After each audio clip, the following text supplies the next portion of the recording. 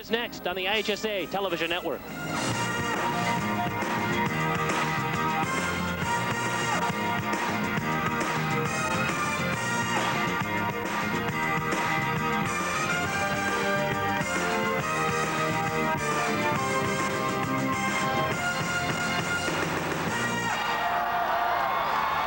The calendar says it's February, but inside Redwood Arena today, it's March Madness, Illinois High School Association style. The first of 4 straight weekends of state basketball kicks off with the Class A girls state quarterfinals. Good afternoon, everybody. Welcome to Normal, Illinois and Redwood Arena and the IHSA Class A State Championship Tournament for the girls on the IHSA television network. My name is Kurt Pegler. Sometime tomorrow night, we will crown a new Class A state champ, but plenty of basketball to talk about before then, including 4 great quarterfinal matchups today and a terrific one to kick things off. 29-3 Riverton against 28-3 Hampshire. For more on the game, let's go to our play-by-play team of Lee Hall and Bernie Charles. All right, Kurt, thank you very much. State title hopes renewed for both Hampshire and Riverton this year after hopes were dashed last year by Chicago Hope. Riverton lost in the quarterfinals, a heartbreaker, and it was Hampshire losing to eventual state champion Hope in the semifinals, Bernie. And when you look at these teams, a lot of experience back. You don't often see that when 2 teams meet, that the experience levels are equal at this level of play. This is just a marquee matchup for the first game of the IHSA series. Both teams are on a mission. Neither team was happy with the results last year, and they want to make it to the championship game. Let's take a look at the road to Redbird Arena. First for the visitors from Riverton, the Hawks 29-4, ranked 12th in the state. And as we take a look at the road to state, they had maybe the toughest sectional going through, Bernie, beating U-High, beating Central Catholic, and beating Ottawa Marquette. I think probably the biggest thing is the fact that they were able to be put in a position to beat 3 state-ranked teams and prepared them for the game today. And Hampshire gets here by way of beating Lanark Eastland in the super sectional on Monday. Let's talk about key players for this ball game, Bernie. Let's start with Riverton. It all begins and ends with their future Division I player, Devin Flanagan. Devin Flanagan, she's a playmaker. She's an excellent ball handler. She's more than a leader out on the floor because she can play both ends of the floor. I think she is going to be the person that they look to take them to the next level. And who's key for Hampshire today? How could Wozniak not be? She's the type of player, her strong presence inside. She's a dominant post player.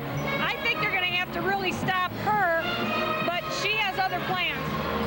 Let's talk about the keys for the 12th ranked Riverton Hawks as they come back to state for the 2nd year in a row. Again, tournament preparation for Riverton. They beat 3 state-ranked teams. What a great way to practice the week before state tournament. I also think foul trouble will be a key because they only really go 6 players deep, so if they have to put anybody on the bench, that will hurt Riverton. Lastly, I also feel Kyle has what he calls the dot defense. It's an exceptional defense that really relies on help side protection and a rotation, and only his kids know how to play that defense. Keys for the Whippers. Well, with the Whippers, again, we're going to take a look at probably the senior leadership. They have 5 seniors coming back to this tournament. 3 of them start. All 3 of them are very much on a mission at this point in time. They also, I think Coach feels Walker, she's a junior. There's a Walker factor that's involved. She wants her to play like a senior. Lastly, they want to contain Flanagan. That's going to be a tough assignment for whoever gets that assignment. A doozy to tip things off here. 12th ranked Riverton against number 4 Hampshire. We will have the starting lineups coming your way next from Redbird Arena after these local messages.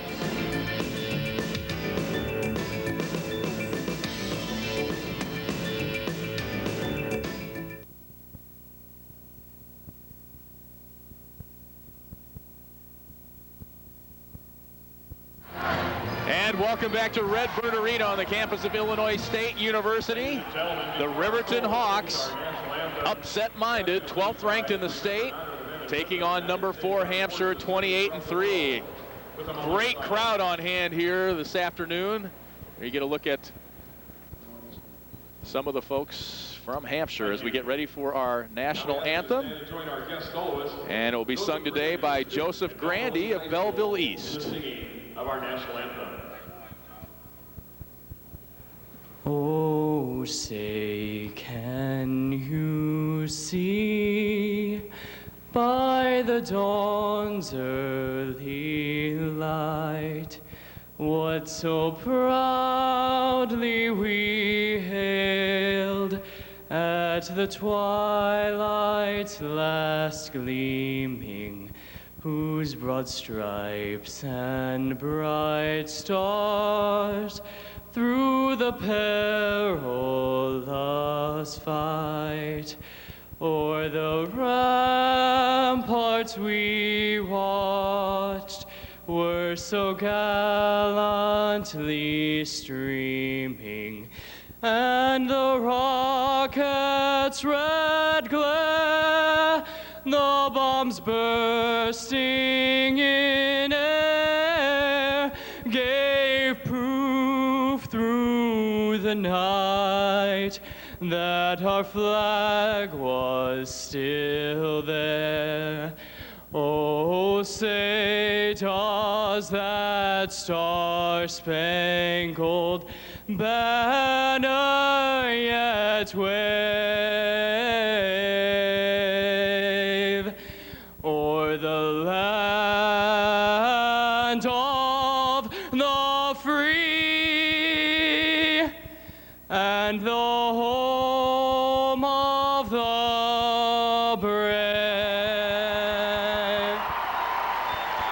And a nice job there on the national anthem. Let's take a look at the maps of both schools, where they hail from. Hampshire up a little bit northeast of DeKalb. Riverton just outside Springfield. Both teams know their way here to state very well. Hampshire, their third straight trip to the Elite Eight. Riverton making it 2 years in a row. Hampshire third last season. Riverton was 1 and out, as we mentioned in the open, losing to Chicago Hope. Let's go now to our public address announcer, Jeff Fritzen, for the introduction of today's lineups between the Whippers and the Hawks. First, the non-starters for the Riverton Hawks, who enter the tournament with a record of 29 wins and 4 losses. Number 3, a junior, Gina Moore. Number 4, a sophomore, Callie Tester.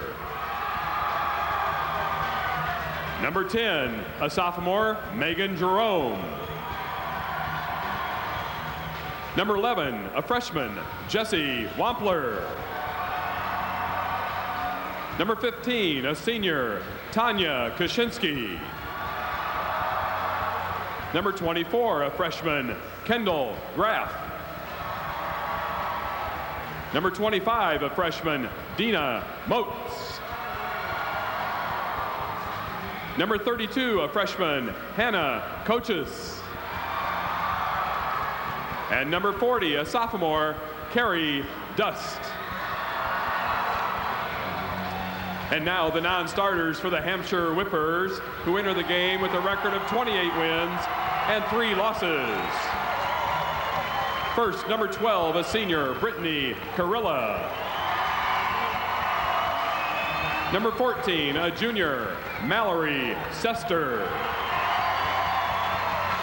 Number 20, a sophomore, Amanda Markham. Number 22, a senior, Sarah Eberly. Number 32, a junior, Jillian Flesher. Number 40, a junior, Mallory Heine. Number 42, a junior, Abby Young. And number 50, a sophomore, Ashley Ross.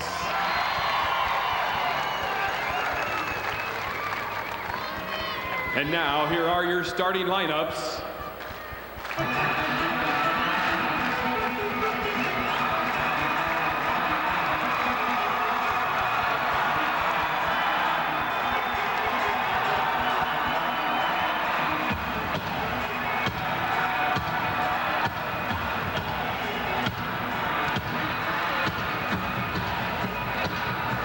First, from Riverton, number 12, Casey Carver.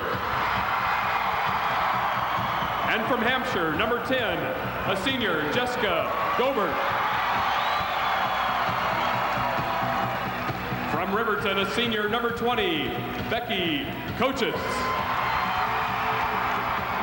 From Hampshire, a junior, number 24, Amanda Walker. From Riverton, a sophomore, number 22, Nicole Cessna. From Hampshire, number 30, a senior, Jackie Heine. For Riverton, number 23, a senior, Devin Flanagan. And from Hampshire, a junior, number 34, Jamie Jeffries. From Riverton, number 44, a junior, Abigail Starman. And from Hampshire, a senior, number 44, Nicole Watzlawick. Assistant coach for Riverton is Desi Davis. Assistant coaches for Hampshire, Brent Godeke, Joe Watzlawick, and Kevin Anderson. Your head coach for Riverton in his 4th year with a record of 104 wins and 20 losses, Kyle Price. And from Hampshire in her 1st year with a career record of 28 wins, 3 losses, Sue Ellett. Your officials for today's game. All right, we're just about ready to get underway. We are looking at a Riverton team that's coming out with maybe the toughest sectional in the state, Bernie. They beat U-High, ranked 9th. They beat Central Catholic, ranked 2nd. They beat Ottawa Marquette, ranked 8th. So that Absolutely. number 4 in front of Hampshire won't intimidate them at all today. You know, if Kyle could not have prepared the week prior to state tournament any better than that, it's excellent game preparation, excellent practice for them. Both teams returning 3 starters from last year's Elite 8 team.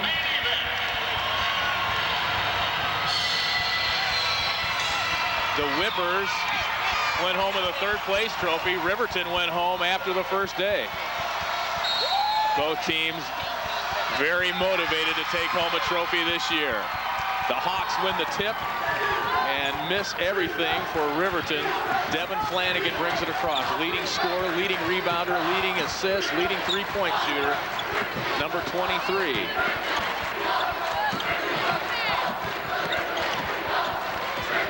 And Jessica Gobert will defend her and try to shut down the first-team All-Stater. Starman with the first shot of the game is off the mark.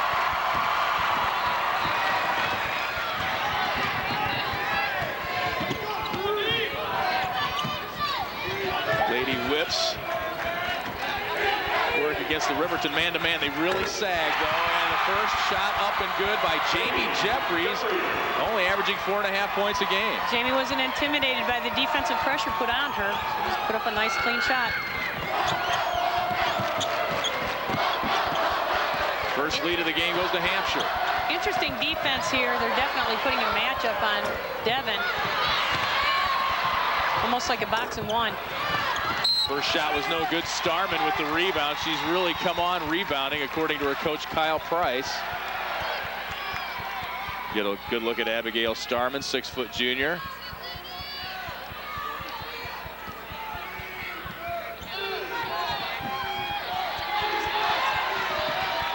Riverton inbounds, down 2-0 here in the early going. Flanagan, look at Gobert. Look at the defense She's on Devin playing Flanagan. an excellent defense on her. She's not letting her get within 2 feet of her. Casey Carver turns it over. Let's take a look at those starting lineups once again.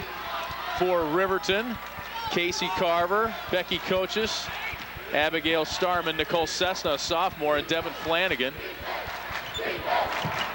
Tiny, Walker, Watzlawick, Gobert, and Jeffries for the Lady Whips. Inside turnaround jumper, Heine is good. She averages 16.5 a game. Such a nice move by Heine. You could see the help side defense, but she went through both. The Whips out to the 4-0 lead. They want to get Devin the ball, and they just can't get her the ball. Starman off the mark. Other teams have tried to shut down Devin Flanagan. They've had limited success, but when they have defended her well, other players have stepped up for the Hawks. Jump ball, the possession arrow points to the Whippers. There's a good look at Kyle Price, his 4th year, 104-20 as head coach of the Hawks. Now you'll watch here Riverton's defense. You're actually going to see how they sag off the perimeter people and double down defensively. Baseline jumper by Walker might have been blocked. Looked like Cessna might have got a piece of it. Hawks looking for their first basket. Flanagan fires up the 3. Nothing but the backboard, and here's it from the Hampshire crowd.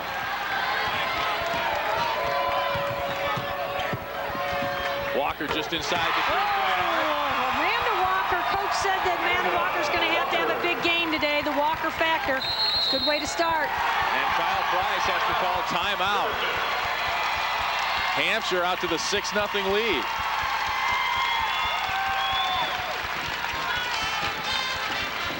Stop by and see your local Chicago, Northwest Indiana, or Central Illinois Chevy dealers today. This IHSA broadcast is brought to you by Country Insurance and Financial Services. Real people, real answers, real quick. Back after this network break.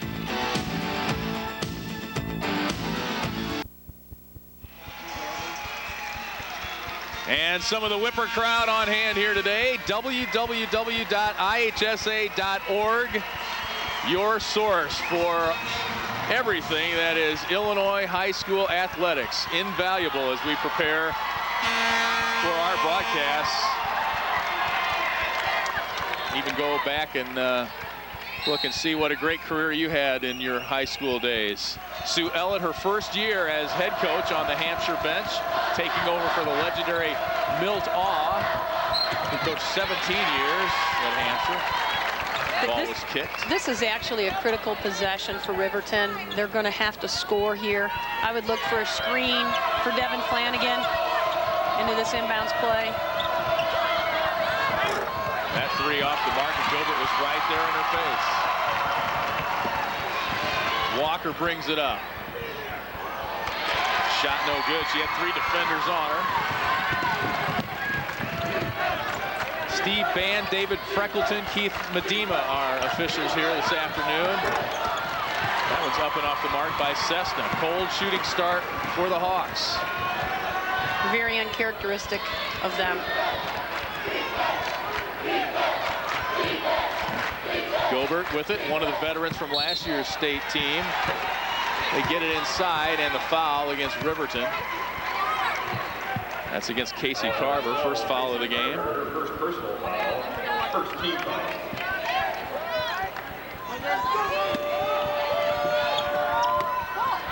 Inbounds, Heine. It's good. Jackie Heine is playing so strong today. She's just taking the ball to the basket with such intensity. I'm not sure if the Lady Whips have missed a shot. They lead at 8-0.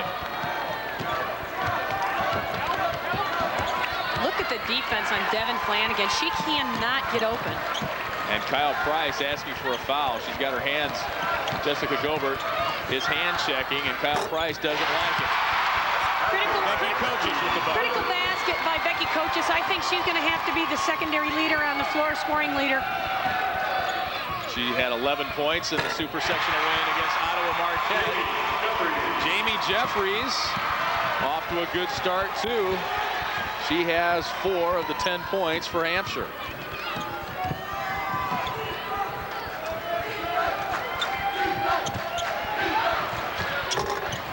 Off the mark, Starman. Rebound effort no good by Flanagan. The second one no good. That was Carver with the shot. Struggling. Here's Nicole Watzlawick. Spin move in the lane. She's fouled and she'll go to the line. That was an excellent move, and you know they did the rotation on the defense very well, but Nicole did a step through all the way through the defender. Riverton Holland, number 44, Abigail Starman, her first personal. Second team Foul on Abigail Starman. It sends Nicole Watzlawick to the line, 6-foot senior. She'll play her college ball at Division II Wisconsin Parkside next year. She looks so much stronger than she was last year.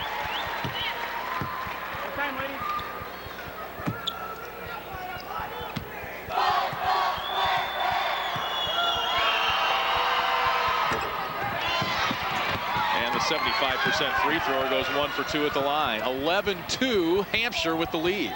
Riverton only shooting 1 for 11.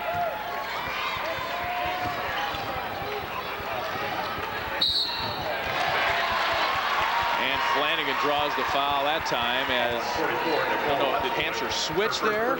Well, actually, Devin came out of a screen, and I'm surprised they haven't done that earlier, because that's really one of the primary offenses they ran throughout the tournament series. And they did a switch. Foul was on Watzlawick. Starman struggling from the floor. She's 0 for 5 now.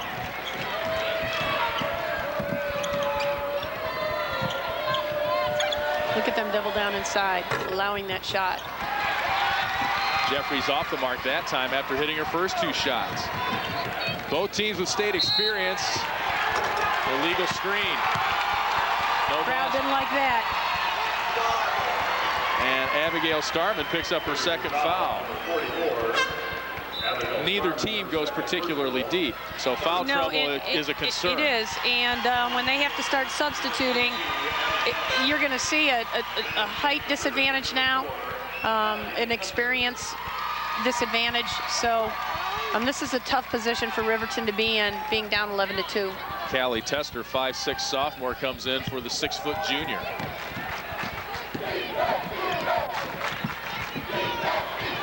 Walker tries to get it to Heine down low, but that pass was too tall.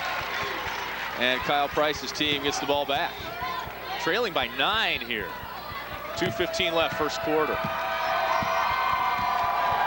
Slow starts, nothing new for Riverton. They started the season 6-4, coming off that state tournament appearance last year. And the basket is up and good by Nicole Cessna. Foot on the line, it's a 2. Nicole was in a great position to just put up a shot. The defense that they are playing is exceptional. Inside to Watzlawick, and she's fouled.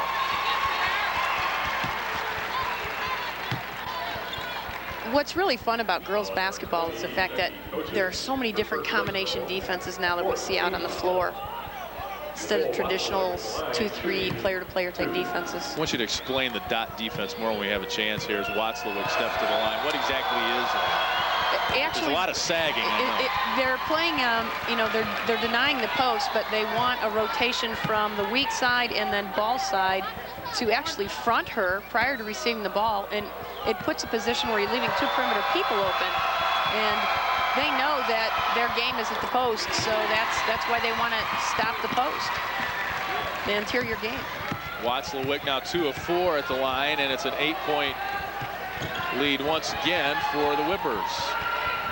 But the Whippers defense is really interesting too. It's very intriguing. They are playing, man-to-man on Devin Flanagan and different types of rotation. So this is another combination defense.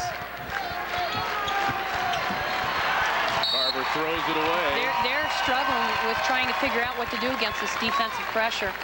And this is a team that only turned the ball over 8 times against the Central Catholic team that puts on full court pressure nonstop. And credit to them, it's very difficult to figure out what's happening when it's a combination defense. You don't know who's open, you don't know. Inside to Watzlawick again. But that was Carver got a hand on it, but they say it's off the Whippers. And what's a whipper, you say? White, purple, whipper, purr, cat. I don't know. Somehow that all came together. Whipper. It's a fun name. I don't think I've ever heard that nickname before. Picked off. Walker with the steal. Pulls it out, then gives it inside to Jackie Heine, who can't hit the layup. She's a 60% shooter. Riverton's really going to have to start, moving offensively and starting to create some things off the ball. They can't stand and watch. Good decision. Coaches for 3. Good decision. I talked to Becky yesterday, and I told her you're going to have to step up because, they deny the ball to Flanagan. How are you going to handle that? She says, I'm going to hit a 3, my first shot. Well, that was her second shot. Her 10th 3 of the year. And it'll be Hampshire ball with the 5-point lead. 27 seconds to go here, first quarter. We mentioned the slow start for Kyle Price's team, 6-4, and they've gone 23-0 since. Well, you know, even during the Central Catholic game in the sectional tournament, they were struggling, so. Rebound, Watzlawick puts it back up. They have to be able to box her out. Nicole is so strong at the offensive end. 8 seconds left. Hawks working for the shot. Here's Coaches. Might have been blocked. Gets it back. They won't get the shot off before the buzzer. And an awesome start for the Whippers. 14-7 lead back at Redbird Arena after these local messages.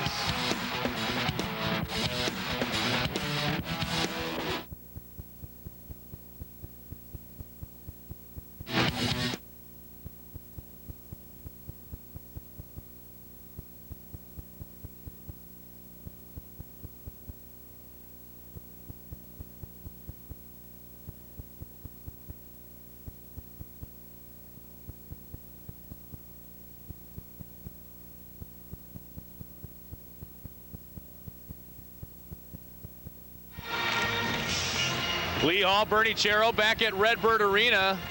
Slow start for the Riverton Hawks. They trail it here 14-7, shooting just 20%. Did you see the movie Old School? We're going streaking! Riverton's won 24 of their last 25. Actually, they've won 23 in a row. And not bad for Hampshire either. They're on a roll. They won 17 of their last 18. They lost to Stillman Valley on February 3rd. 2 weeks later, they beat Stillman Valley 50-43 in the state tournament. Both teams very poised, knowing what all this is about. Devin Flanagan, 0 for 3. Jessica Gobert doing a great job defensively on.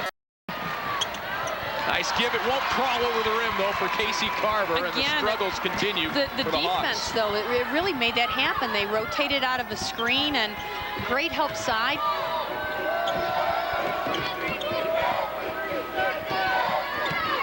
Walker and Heine were stacked right on top of each other in the post. Watzlawick can't get that one to fall. Riverton trying to cut into that 7-point lead.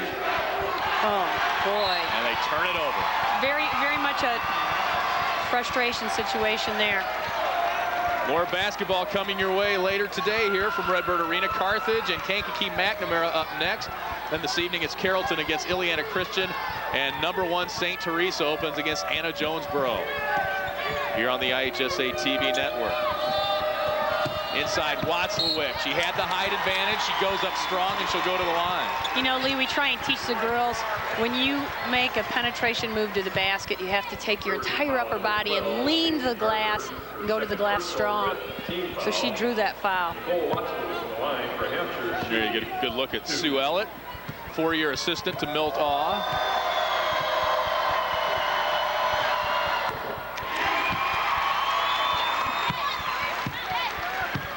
And her assistant, one of her assistants, is Nicole Watzlawick's father. Yes. Who also applied for the job. So how about that? Well, you know, I talked to Sue about that, and it's a real interesting situation. They have a great relationship. 16-7 now, a 9-point lead. That matches the biggest of the game for the Whippers. Carver. Up and good. Casey Carver with the bucket. Coming out of a screen wide open because of the defense is letting her take that shot. She averages 8 a game.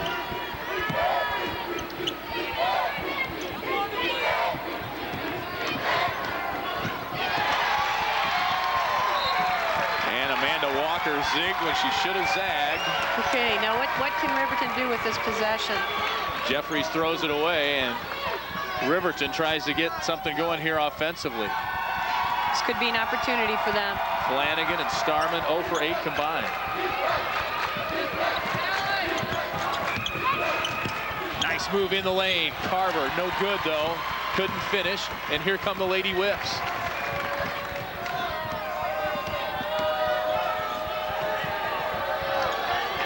Very patient, structured team, Bernie. They really know where they want to get the basketball and get it there. Very patient, and again, you know, you're looking at perimeter opportunities, and you have to take those shots. If you're that open, you have to take those shots. Got the offensive glass, couldn't put it down. Flanagan, a little one-on-one move between the legs, but short on the shot. She's struggling to get going here. Credit to Jessica's defense. Casey Carver picking it up for the Hawks. Back-to-back baskets for Casey Carver. Back within 5.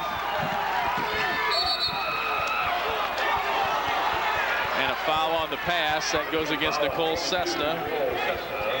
That's her first. Team foul 6 on Riverton. That's a concern. That was one of the keys that I thought were to the game, and they're really going to have to, you know, move their feet, not reach.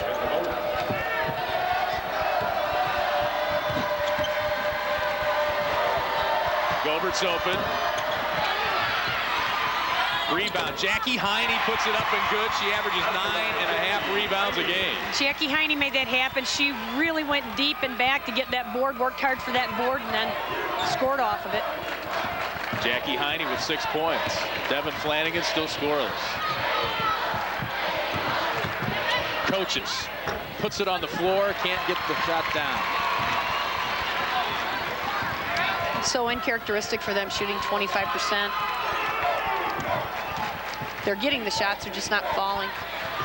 Gobert again. This time she hits. After you shoot to the defense. After you shoot 3 or 4 times, one will fall. Maybe for some people.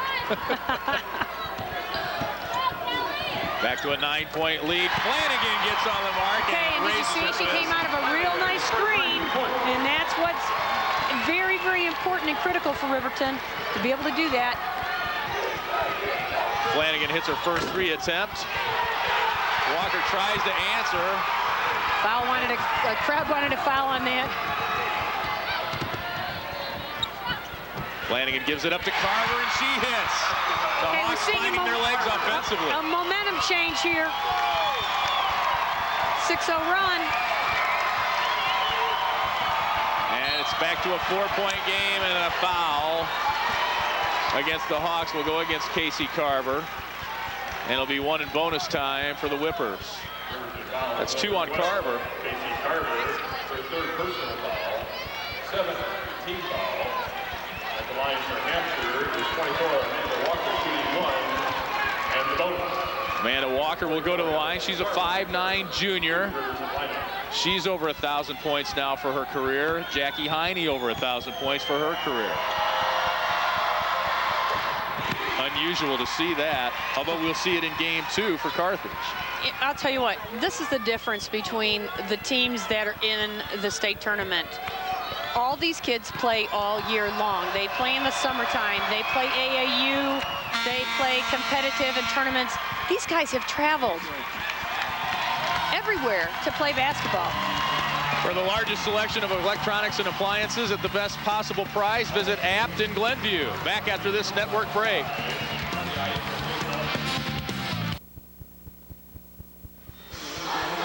And welcome back to Redbird Arena in Normal, Illinois. Hampshire, the 22-16 lead. The Hawks coming back. Here's a look at the team comparisons. They're scoring. Hampshire, a better offensive team. Riverton lost 2 pretty good players last year. You remember the White twins, Bethany and Jessica. Their offensive numbers a little bit down this year. A better defensive team, according to their coach. The interesting thing is Hampshire is actually beating, you know, teams by 23-point margin. And Riverton is allowing fewer points per game, 32, than any other Elite 8 team. So we're seeing a little role reversal here. Kyle Price saying his team's been getting it done with defense, but the Whippers have solved that defense here in the early going. Coach has thought about the 3, drives in the lane, has nowhere to go. Becky looks really determined to take the ball to the basket. Gobert has those hands out, but they're letting her do that. There's those screens, I'm telling you. It, though. I saw that in the sectional game, in the super sectional game. Devin Flanagan did not score the entire first half against Central Catholic, and then came out and got 26 in the second half. All out of screens. Gobert takes it again. And a nice Nice rebound by Jamie Jeffries, who's played well here in the opening minutes of this ball game. 2:52 left here. Riverton's climbed back to within 4 after trailing by 9 on a couple of different occasions. Watzlawick steps into the lane. Don't know if that got blocked or if it was just a flat shot, but anyway, it'll be Riverton ball. And she had some pretty good defensive pressure on there, trying to encourage a foul, but it was pretty good defense. Becky Coaches brings it up. 6 feet, but she's a good ball handler. Gives it to Flanagan. Little move in the lane, rolls out. And as a coach, I would say, Devin, that was a great move, but don't run through your shot. She took herself totally underneath the basket as she put that shot up. Almost stolen by Tester.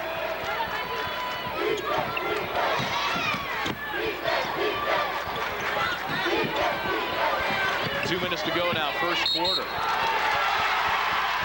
The Whippers lose it out of bounds. It'll be Riverton ball, a chance to close to within 1 if they can hit a 3. The last 3 offensive possessions, they turn the ball over.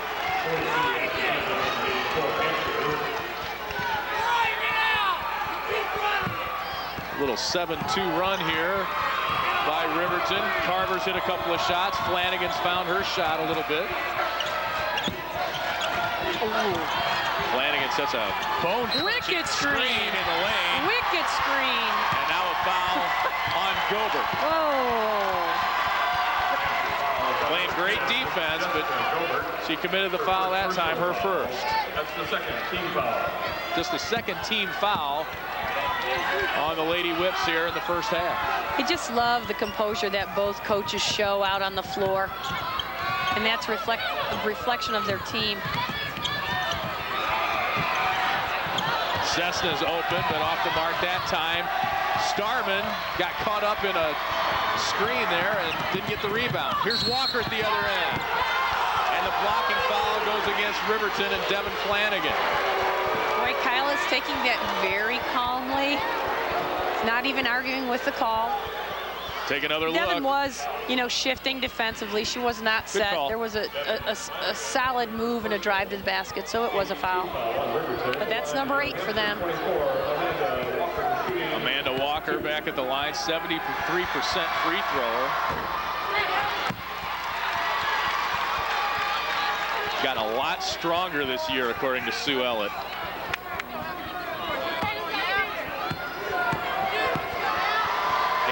Played very well last year as a sophomore.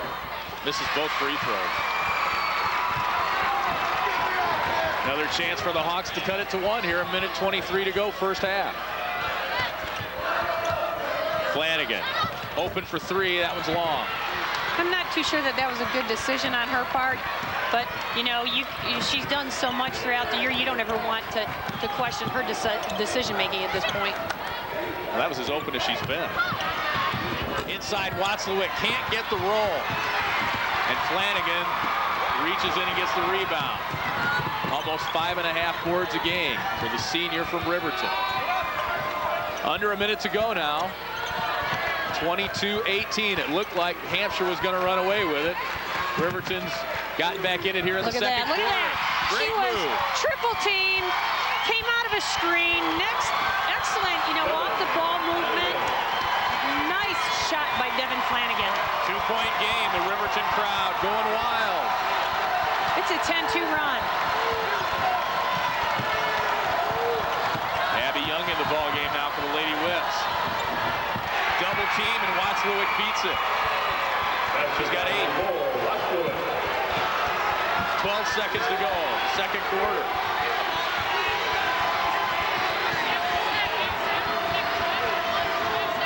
Gobert all over Flanagan. 1 second. Shot will not count. Didn't get it off in time. And Hampshire will go to the locker room with a 4-point lead, 24-20. Great start by Hampshire. But Flanagan and the Hawks came roaring back in the second quarter to get within 4. And I see, you know, they're leaving it all out on the floor, and as I watch them walk into the locker room, you know, you want to encourage them that, hey, listen, you guys came back from a 10-point deficit.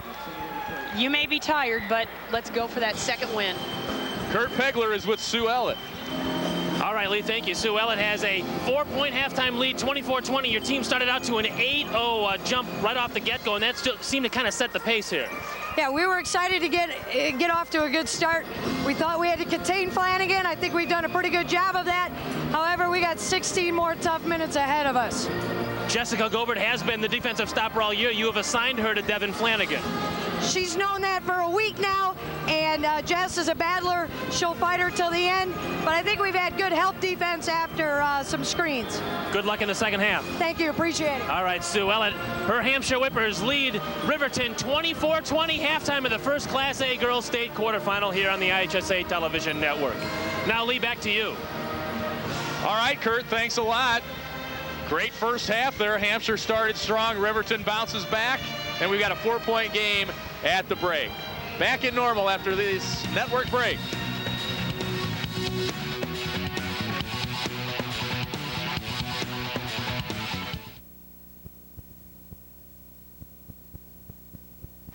Halftime here at Redbird Arena. Hampshire leads Riverton 24-20 in the Class A first state quarterfinal here at Redbird Arena. And we are joined by both principals from both schools. We'll start with Chris Kalamatis, who's the principal at Hampshire. Third year that you've been principal and 3 years in a row that your girls basketball team has made it to state. I'm not sure if there's any correlation, but you should take credit for it. I take no credit whatsoever, but it is kind of amusing that this is the third year in a row that we've come down, and I'm getting spoiled. Tell us about the excitement at your school with everybody so pumped up. You got a nice student representation, and you've got nice fans here that have really poured into Redbird Arena. We've had a great following the last 3 years, and it just seems to get, it's the same as last year in terms of the excitement level. There were a lot of expectations this year, and I believe these kids have lived up to it. What's going on at Hampshire with, obviously, with the population base in the Chicagoland area moving further and further west?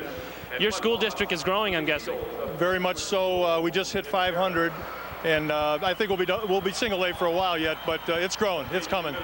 Good luck the rest of the way. Thank you, and I want to wish the best of luck to Riverton. They've got a nice team. Okay, and Bill Amke is the principal at Riverton, and your team has been here 2 years in a row. Nobody gets spoiled when you keep coming year after year. It's always a special event, even when you've been here before, right? That's right. We never have any problem selling our tickets. We've got a great student body that supports the teams. Kind of carried over from the boys being up at the tournament a couple years back. But our Hawk Pride organization, they do a great job getting the student body fired up, and we've had a great postseason run.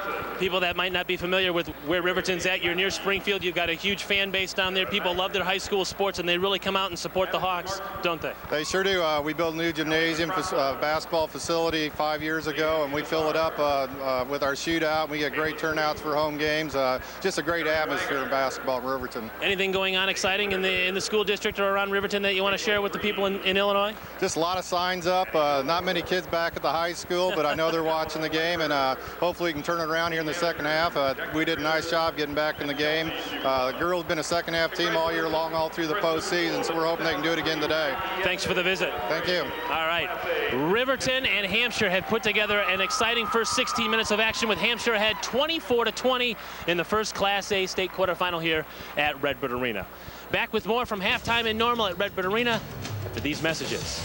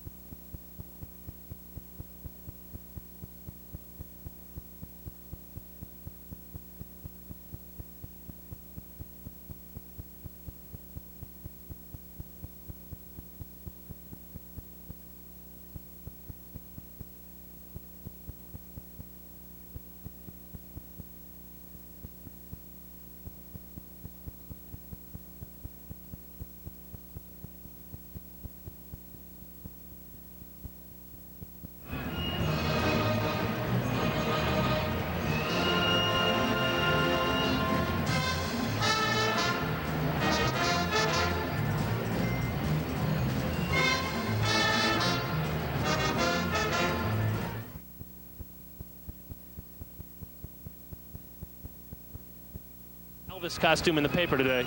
And welcome back to Redbird Arena on the campus of Illinois State University. Great first half here.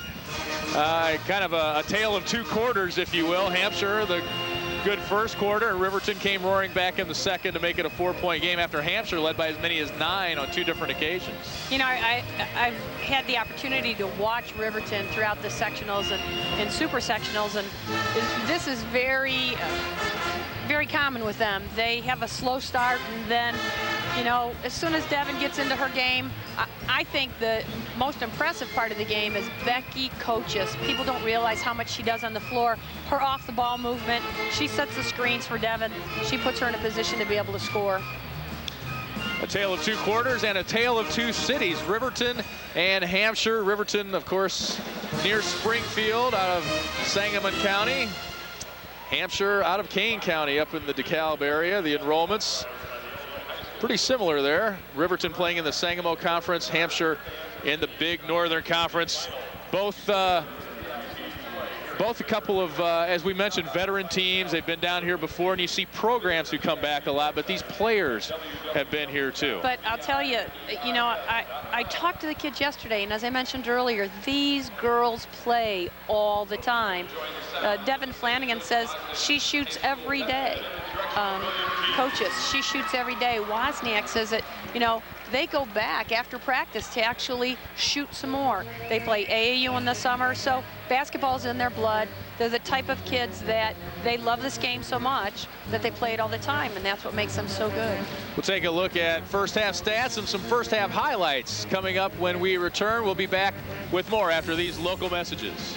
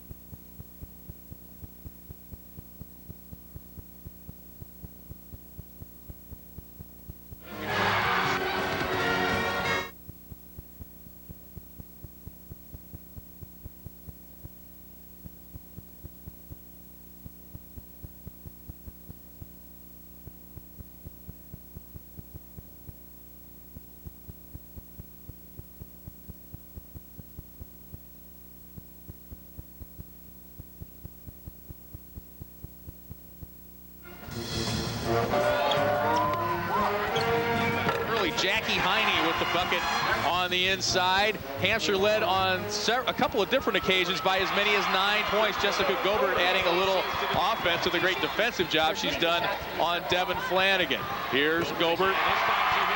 Showing another look at it. Also score besides playing defense. And here's Devin Flanagan. Another look at her bucket. Started 0 for her first 3 from the floor, but she's now got 7 points, and getting a little help here from Casey Carver. Casey Carver really made the difference. I think she hit those 2 back-to-back baskets, and that started the 8-0, 10-0 run. Take a look at our first half stats.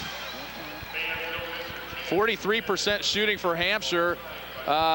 Riverton's picked it up a little bit. They were 20% earlier in the half. They're up to 32%. Riverton has not shot a free throw. Hampshire is 6 for 10 at the line.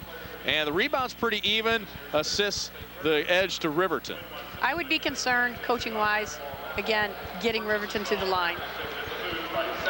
Turnovers are equal. Points off turnovers equal.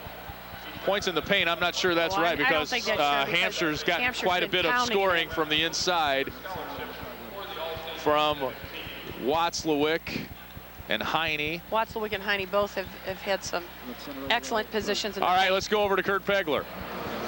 All right, Lee, Kyle Price, the head coach of the Riverton Hawks, is with us. I tell you, when your team was down 11, 20-9, you really clawed back, and now you're only down 4 at the start of the third period. That's kind of the trademark of this team. We've been down before. They've been in this position before, and these girls never say quit, never say die, and that's why we're back here.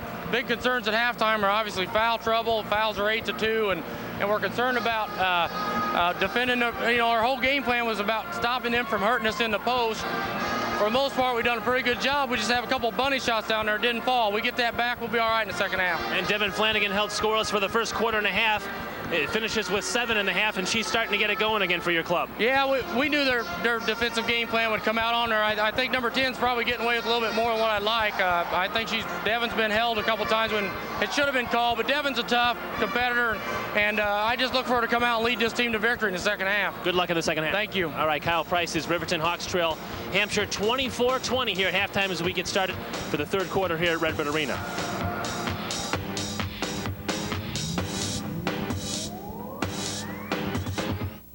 Welcome back to Redbird Arena. Lee Hall, Bernie Chero, second half action. Hampshire leading 24-20 over Riverton. And the Lady Whips start the second half with possession. Led it by as many as 9 in the first half. Jamie Jeffries hit her first couple of shots. Now she's struggling from the floor. Here comes Flanagan. Takes it into the lane. She's fouled by Amanda Walker, and that was one of the things that Kyle Price talked about with Kurt Pegler was fouls. And maybe Devin Flanagan needs to put it on the floor a little more and try and draw some fouls. Well, they are very good at drawing fouls and getting to the line. And so that's one of the things, part of their game plan that usually responds for them. Again, a drive to the basket. Flanagan shakes loose. Look at the steps through the lane, but she won't. Oh. Maybe she drug that, last foot. Pretty tough sledding in that lane. She went around about 3 Lady Whips. Absolutely.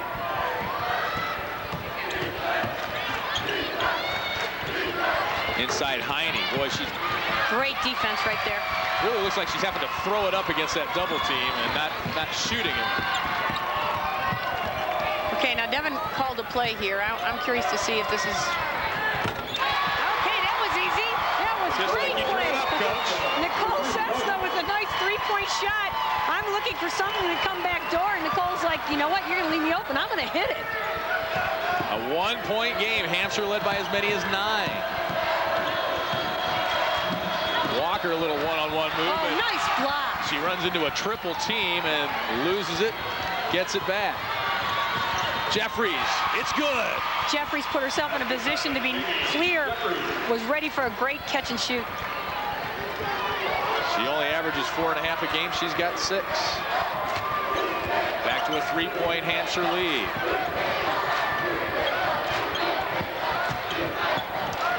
Starman just a little short. Good rebound there. Carver chases it down. She averages 4.5 boards a game for the Hawks. 6:10 to go, third quarter. Flanagan loses it. More good defense by Jessica Gobert, the 5'8" senior. A reserve last year for this Lady Whips team, and she's played great defense here. And I think she was one of the factors that I mentioned earlier for the game, the senior leadership. You don't see that stat, playing tough defense. You really don't see it. And she's playing 94 feet as soon as the ball's inbounded defensively. Flanagan off a screen, but Heine's there.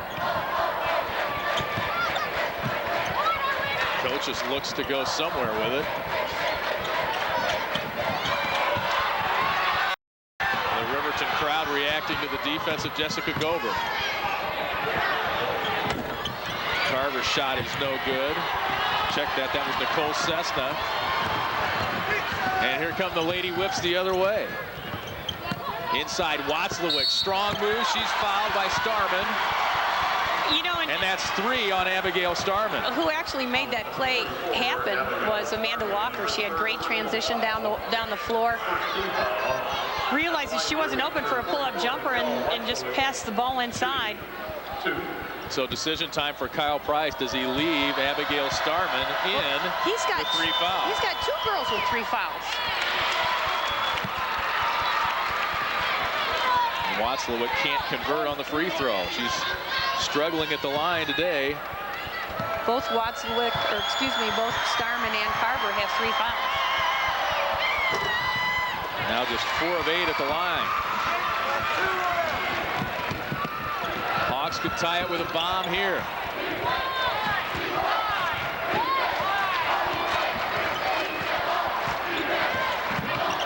Flanagan looking for room to operate. Gobert's right there.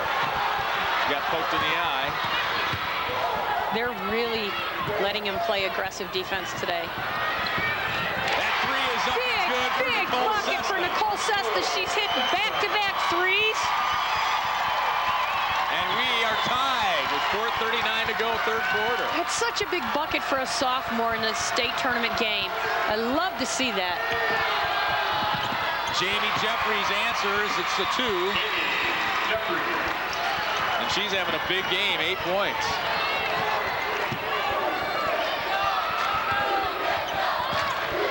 Now we got ourselves a game.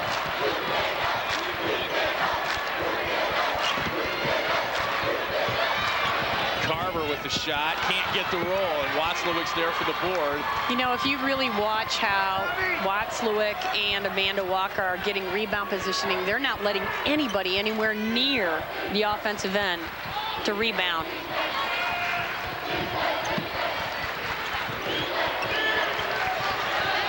They'll let Gobert shoot that. She doesn't. Now it's Jeffries again.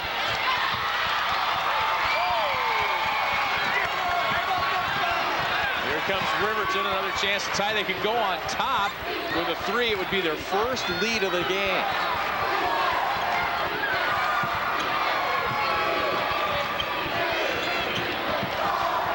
Kyle Price's team very patient offensively down the stretch.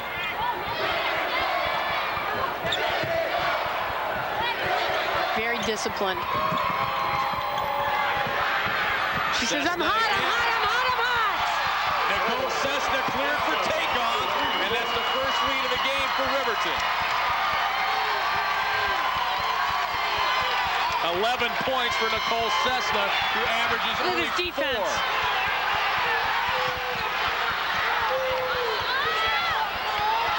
4. Lady Whips get it back under control. 2:45 left, third quarter. Hampshire trails for the first time this afternoon.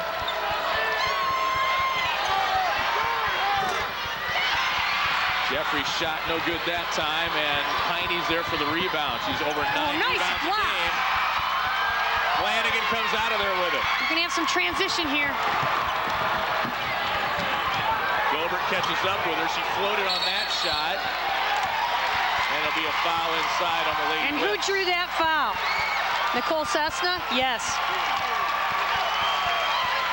Fouls on Jeffries. Her first. And it's Riverton coming back from 9 down to take a 1-point lead back after this network break.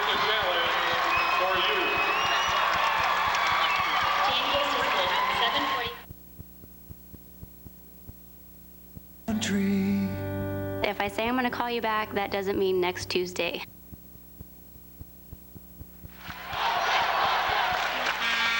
And we're back at Redbird Arena. 2:21 left, third quarter. Riverton has come back for a 29-28 lead over the Lady Whips of Hampshire. 3-point showdown tomorrow afternoon here. There you see the competitors. Everybody in the state competes, and they're down to 4. Hampshire fans on their feet, so are the Riverton fans. Great crowds for both schools making the trip here to Redbird Arena. Officially, March Madness is a couple of days away, but I guess it's February fever. February frenzy, February fever.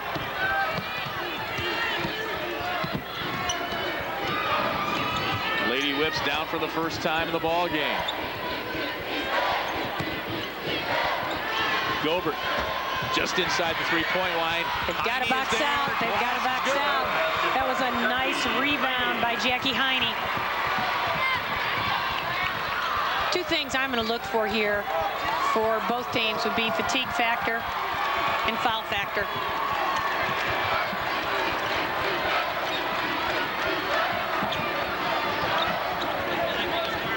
Flanagan tries to post up. getting all kinds of attention from the Lady Whips. They're standing too much. You know, the girls that don't have the ball need to have off the ball movement, some type of offensive change of direction. Everybody's standing and watching who has the ball. They need to move. Gobert very physical with the defense on Flanagan. So we approach the 1 minute mark of the third quarter. So easy to defend when they don't move. Flanagan will run the point now, under a minute to go.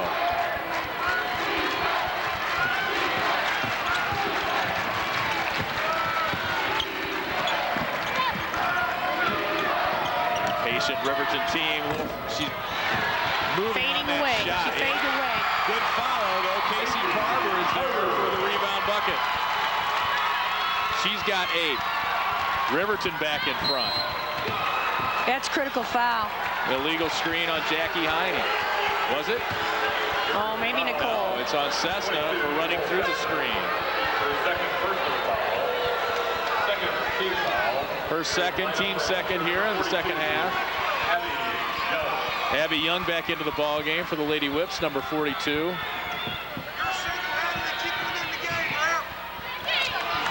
Heine flings it up there, gets her own rebound. Flanagan almost comes up with a steal, and then the hold goes against Watzlawick. Big defensive play by Devin Flanagan. Back-to-back quick fouls against Riverton.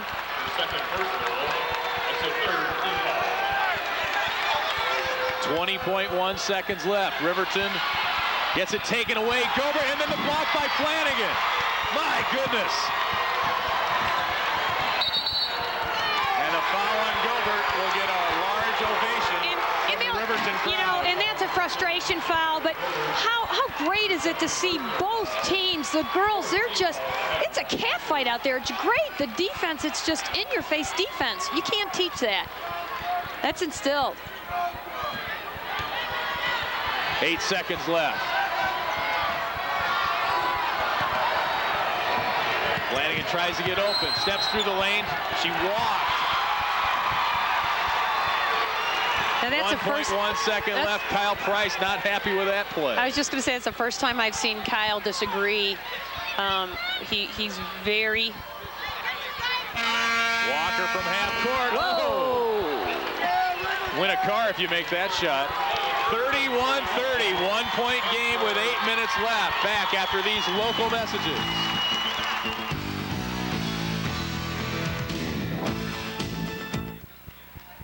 Did you think she traveled? No, I thought she got fouled. Oh, wow. Is that something you want to talk about, how physical the defense is? Oh, I love it. Yeah. I mean, you can't. They're really getting away with a lot compared to what we see in the regular season. They really are. That, yeah. And I'm a proponent of that because you know.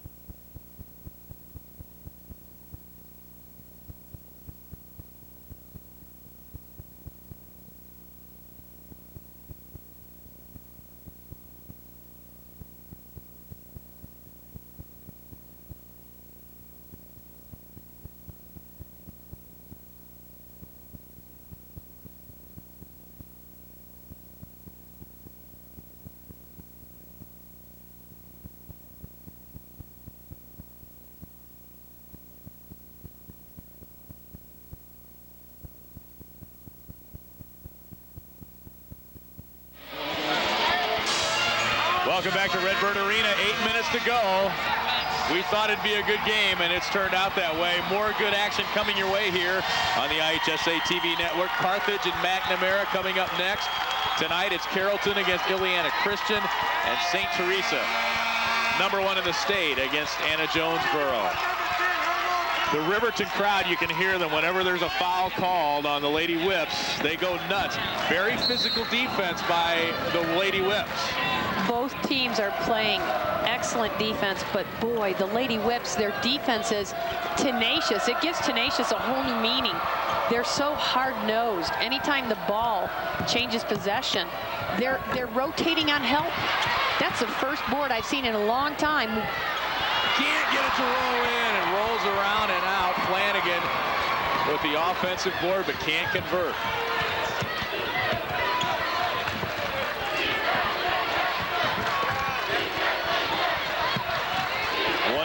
play for a trophy tomorrow. One team has to go home. Good defense that time. Again, Palmer tips it away. That's that dot defense. If you saw the rotation come around weak side, that allowed the tip and the steal.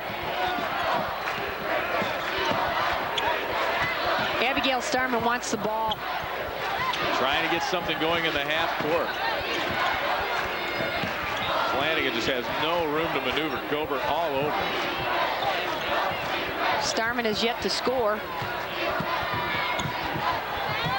That one blocked. Carver comes away with it. The Lady Whips say it's great defense.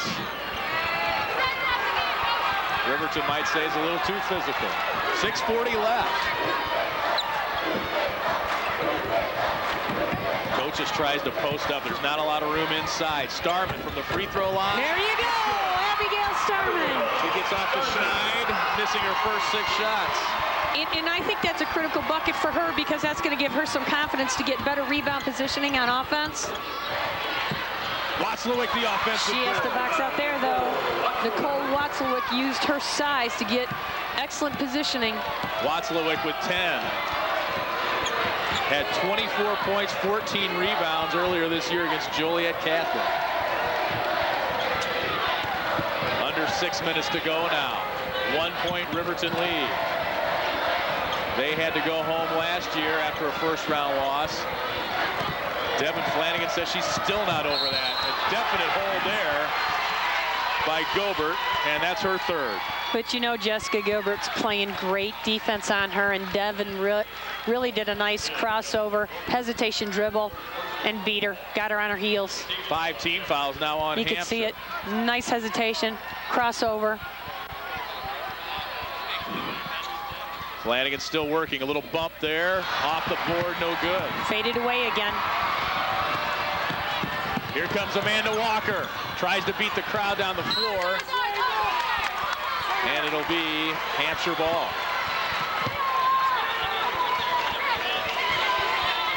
Third straight Elite 8 for the Whippers. Abby Young will try the 3. It's off the mark. Heine got a hand on it. Gobert comes out of there. Good work on the offensive glass by the Lady Whips. Now Watzlawick tries the outside jumper.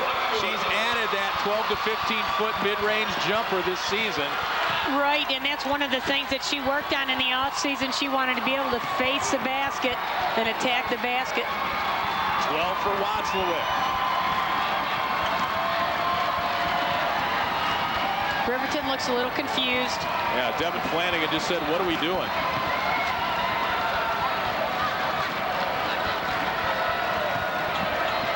Gobert almost comes away with a steal.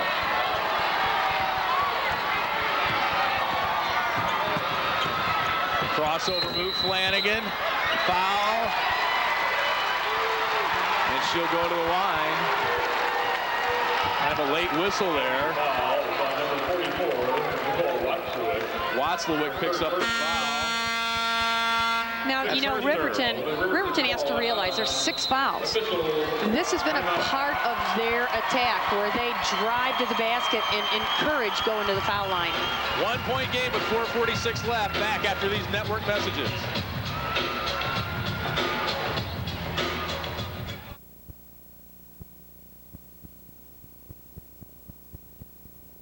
Bernie Chero back at Redbird Arena. The Hampshire fans going crazy. Their Whippers lead it by 1 with 4:46 left. And before we go any further, we want to say hi to the 2 ball girls for Hampshire. Sue Ellett's daughters, Taylor, who's 11, and Connie, who's 9. I messed up last year and said she was 5, and she's been hearing about it for a year. That's not a good thing. Connie, I'm sorry. It's not a good thing. They're on the end of the bench watching their mom's team trying to bring home another state trophy for the 2nd year in a row. Sue Ellett, 4-year assistant to Milt Awe, who coached 17 years at Hampshire. Took home a 3rd-place trophy a year ago. 3 with 3.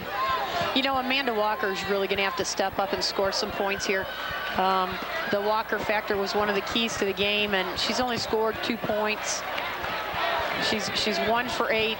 She's going to have to take some leadership with the ball. Carver comes away with it. Riverton with a chance to get that lead back. Carver knew she was gonna shoot that before she even caught that pass. 10 points for Casey Carver. 35-34. Riverton the 1-point lead with 4:13 left in regulation. Waslowick steps in. She's fouled and she'll go to the line. That's number 4. Number 4 on Abigail Starman. Let's talk about Abigail Starman for just a little bit. Basketball, a welcome relief to her, number 44 for Riverton. In November, just before Thanksgiving, her family's house burned to the ground. In January, she got in an accident, totaled her car. Wow. It's been a very emotional year for Abigail Starman. Basketball, a welcome relief for her, and the community and even the Rochester players got together, raised some money to help her and her family out. Meantime, Watzlawick ties the game at the line.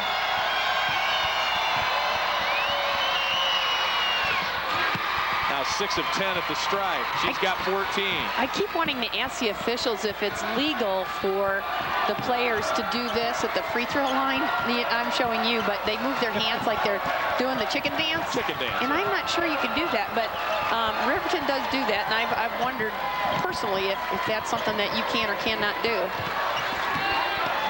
You'll have to keep an eye on that next time the Whippers go to the line. We'll try to get a clarification on that ruling for you. Maybe it's something Normal West could use next year. As a coach, I'd like to know that.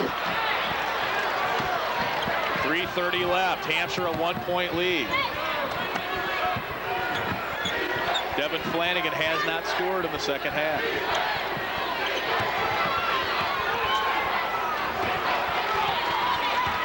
She'll run the show here. Who else can step up for Riverton? Casey Carver in and out. Watzlawick there for the board. That's such a tough shot when it goes in and out. You know, you can't analyze that type of shot. Watzlawick wants it. Steps in, charge. Big call there. Oh, Watzlawick is not happy. That's her She is court. not happy. She's lucky she didn't get her 5th when she showed how upset she was. 4 fouls Let's take a on look at the that. senior. She used her shoulder into the foul. Showed she wasn't happy right here. Riverton now in the bonus. They don't shoot on the player control foul. 2:45 left. Hampshire led by 9 in the first quarter. Riverton came back. It was a great double team Walker right the there. steal. Defense made the difference. Amanda Walker made the difference right there. She brings it across. Hampshire a 1-point lead. Ranked 4th in the state. Walker goes to the floor. Crowd wants to Riverton travel. wanted a traveling call, you bet. 2:05 to go. Hampshire clinging to a 1-point lead. Defense is going to have to tighten up here because, you know, they'll try and run a delay. You need to try and get a 5-second call. You can't come off the ball. They're not going to be able to do their dot defense here. They're going to have to match up player to player right now and hawk the ball.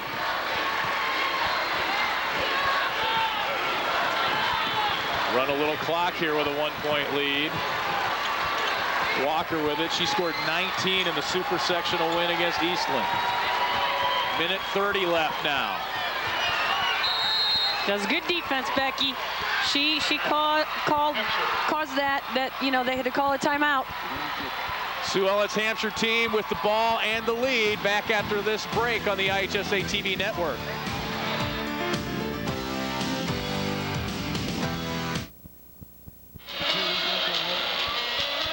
And the Lady Whippers Whippers fans are whipped into a frenzy here. 36-35, a minute 29 left. And you look at the shooting percentages, Bernie, and you can see the defense these teams are playing. 37% for Hampshire, 33% for Riverton. Right, and you know, the defense really brought them to where they're at right now. Riverton's going to have to step it up and really hawk the basketball. And the Lady Whips are going to have to be able to protect that basketball. Sharp, crisp passes. Everybody needs to move to the basketball. Don't put up a shot unless you're clear and open. A minute 29 left in regulation. One team will go home. One team will move on to the trophy round. And the foul there is on Becky Coaches. And that's a smart foul because they're nowhere near the bonus. They just have to be careful that Abigail Starman doesn't have to give her 5th foul. That's okay, that's okay. That's not over back. Throw it away. Walker will bring it across. And the foul on Devin Flanagan, that's team foul number 6. And that's 2 on her. Foul on 23, Devin Flanagan, her 2nd personal. Now, if they could deny this inbounds play, make it a little bit more challenging, instead of allowing the inbounds, I would deny it. Riverton's beaten 3 straight teams that were ranked ahead of them in the state poll. They're going for number 4 here as we approach the 1-minute mark. 36-35, Hampshire the 1-point lead. They led by 9 early.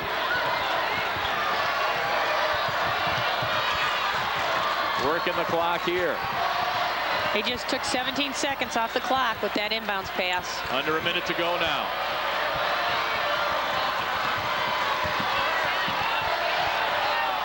$50 seconds. Walker's a 73% free thrower. They don't want to foul her. So, you know, but they did. They allowed that inbounds pass. I thought very, you know, there was no contest to that. So that 30 seconds, the Whippers took off the clock. That's 4 fouls now on Nicole Sessler. And Kyle Price calls timeout. 47.2 seconds left, 36-35. Hampshire with the lead, and they'll go to the line. Well, you know, both teams are still in a pretty good position. Obviously, these free throws are critical. They want to make sure that, you know, the Whippers want to make sure that they know what they're going to do defensively, whether the shots are made or missed. And I'm sure Sue's, you know, going over that scenario with them. And Kyle's just saying, listen, whether they make or miss the shot, we have to get the ball down and we have to score right away. Let's listen into the Hampshire huddle and Sue Ellen. Never rebounded before. All right? Rebound. Secure that ball, protect it, march back down here. All right? He's in. Okay? Let's check in with Kyle Price and Riverton.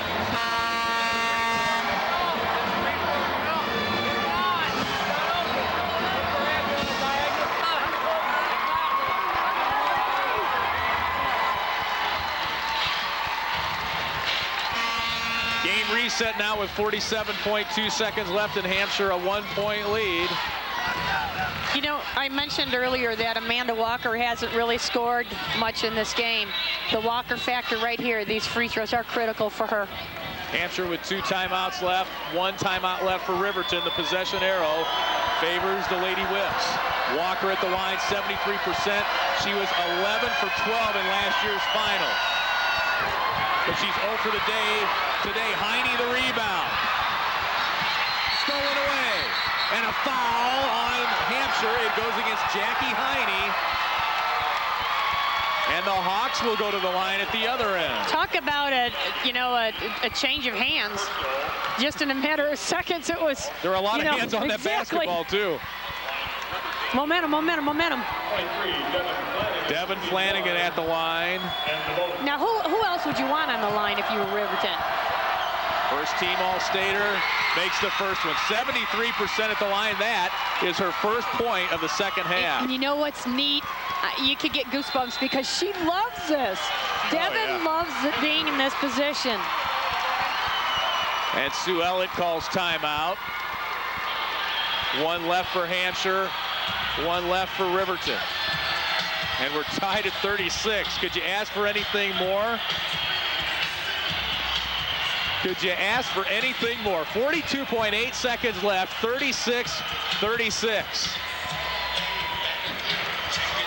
32 minutes may not be enough to decide this one. Both teams are in the 1-1.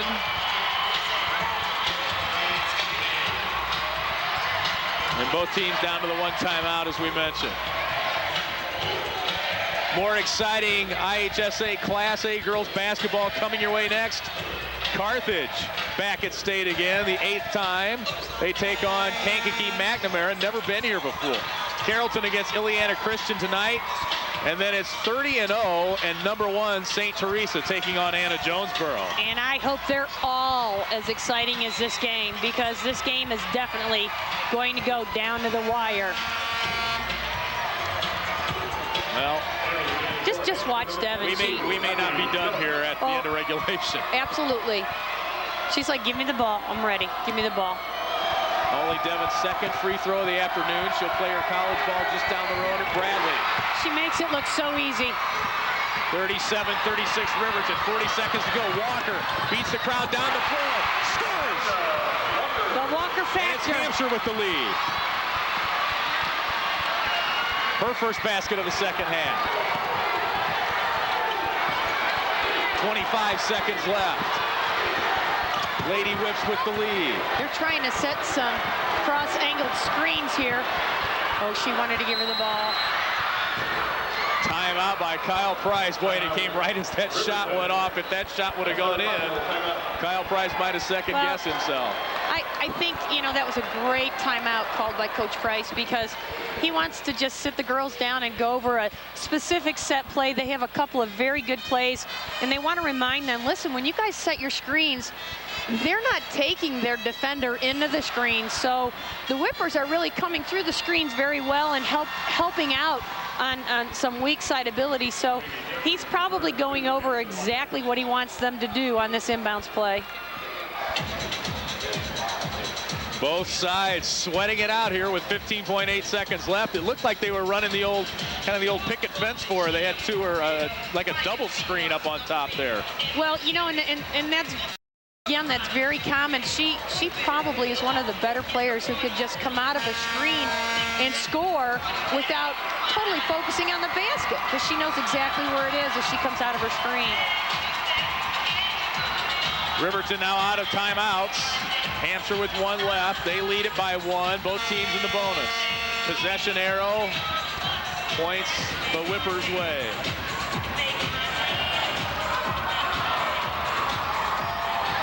It all comes down to this. A season's worth of work in the summer, a career, 15.8 seconds left. That's okay, the clock hasn't started yet. 15 Devin seconds Flanagan is a long chases time. it down, she'll bring it across. Riverton down one. Heartbreak last year. Becky Coaches. In the corner, Coaches, no good. 3 seconds, 2, and that's how this game will end. Flanagan had the shot to end it last year. She didn't get the ball this time, and for the second straight year, the Hawks go home brokenhearted, and Hampshire moves on to round 2. And, you know, it's always so hard to lose a ball game, but what a great game that both teams played. You cannot, you know, just feel like, oh, that was the shot that lost the game. I'll tell you what, defense won the game today. Absolutely for the Whippers. I was really impressed with Jessica Gobert and her ability to defend Devin Flanagan. It made such a difference in the outcome of the game. Devin Flanagan's career ends. First team All-Stater. She scored 33 in the state tournament last year. Only 9 points here today, and you can't say enough about the Lady Whips' defensive effort against her. I was very, very impressed with their defense, and I'm anxious to see what type of defense they used. Let's go over to Kurt Pegler. He is with the Lady Whips. Kurt? All right, Lee, thank you. The emotion still running high on the Hampshire bench. Sue Willett, the head coach. Nicole Waxlewick, the country insurance player of the game, joining us. Let me talk to Coach first. What a finish. I'll tell you, these kids in the end of the game, we've had a lot of close games this year. and we've prevailed in every single one. I got my great free throw shooters with the ball. They just hung tough and rebounded like crazy. Give credit to Riverton. They're a heck of a team. It was a great battle, a great high school basketball game. And it was Amanda Walker that made the shot. She took it length of the floor and went all the way down. What a gutsy performance that was. We do that drill in practice, and she just goes right by kids and takes it right down in. Heck with running a play, put that ball in the hole as fast as you can, and I knew she would redeem herself for missing that little free throw. And your team certainly could have quit because they had the lead and then lost the lead, but they never spit the bit tonight. No, we don't quit. We were going to battle it out to the end, and my captains are just huge. And Jessica Gobert holding Flanagan to 9 points. What an effort. It was just fantastic. Congratulations, Coach. Thank you. Appreciate it, guys. All right, we're going to walk over here and talk to Nicole Watzlawick. 14 points. You did a lot of damage from the free throw line. You got there a lot, which I know was your strategy, to at least pound it inside, and if you didn't score, you were going to get to the foul line. 6 free throws.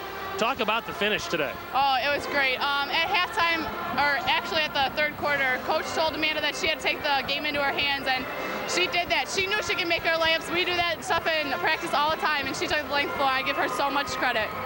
And your team never quit, even when you gave up the lead, and it seemed like Riverton had reclaimed the momentum. You guys were right there to answer the tide.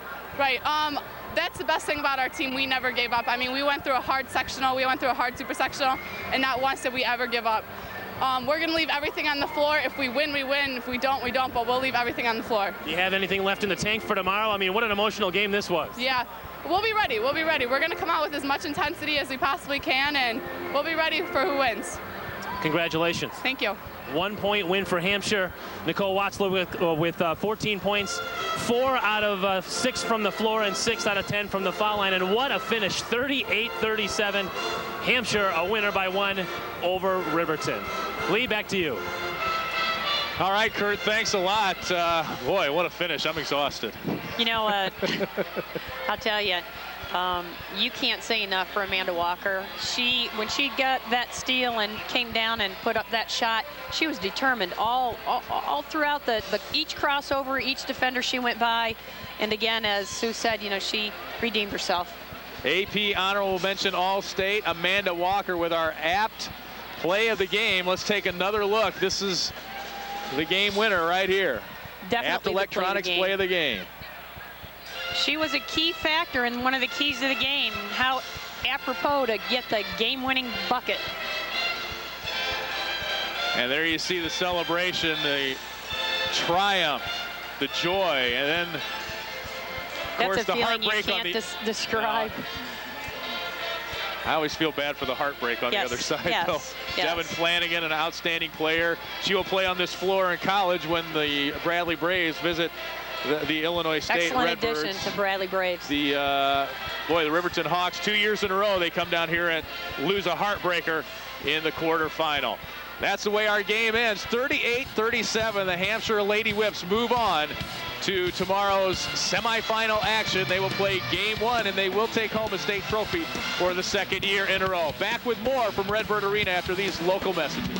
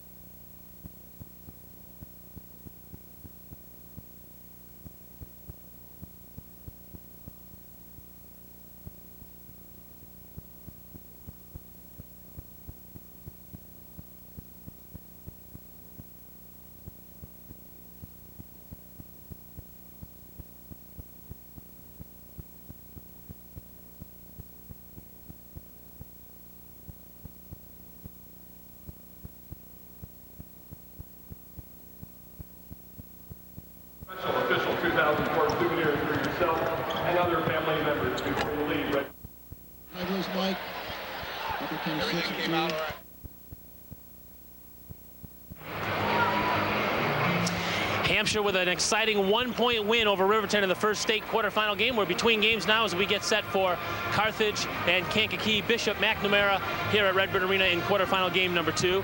Intriguing and very interesting matchup. And we'll get more on that in a minute, but we've got a great story to tell you. This is Tom and Sandy Welsh, who are parents of Kate Welsh, who will play for McNamara today.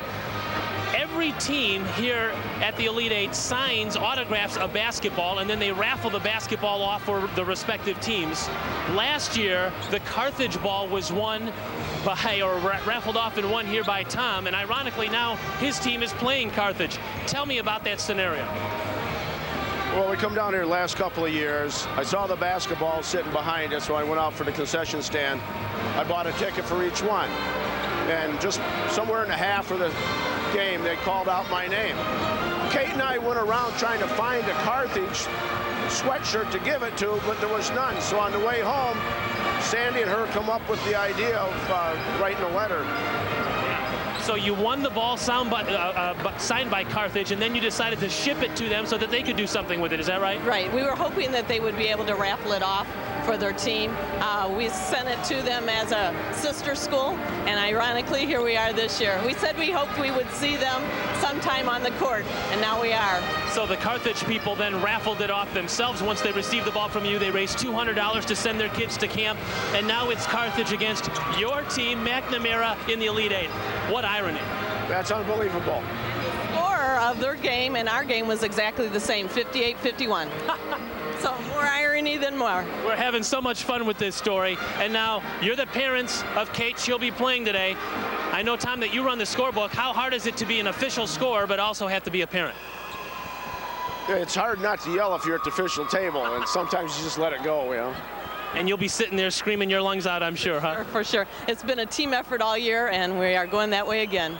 First trip for McNamara, and I'm sure that everybody at school, everybody in the community is just wound up about this trip to state. Because there's such a young group. There's 4 sophomores and a junior that starts. So hopefully this is a first trip of many. What about the girls? Are they nervous? Are they anxious? What do you think their emotion is? I've never seen them get nervous. No. They're very confident, very confident. But they're a nice group of girls. They've known one another for years. And so I think that they're ready. Well, I guess my next question is, which ball are you going to buy this year? All of them. That's what we got. Yeah. Well, it certainly makes for a great story. It's part of the sportsmanship that is the IHSA and the state tournament. You had fun with it last year. I'm sure you're going to have fun here with this tournament. And we hope when we win, we hope somebody sends us our ball. Thank you so much for the visit. Thank you very much. Okay, that's Tom and Sandy Welsh, who, again, are parents of Kate, who will play for McNamara against Carthage, the team that they bought and raffled off a ball for last year. Great, great irony. We're a few minutes away from tip-off. Back with more from Redbird Arena in the IHSA Class A State Girls quarterfinals in a minute.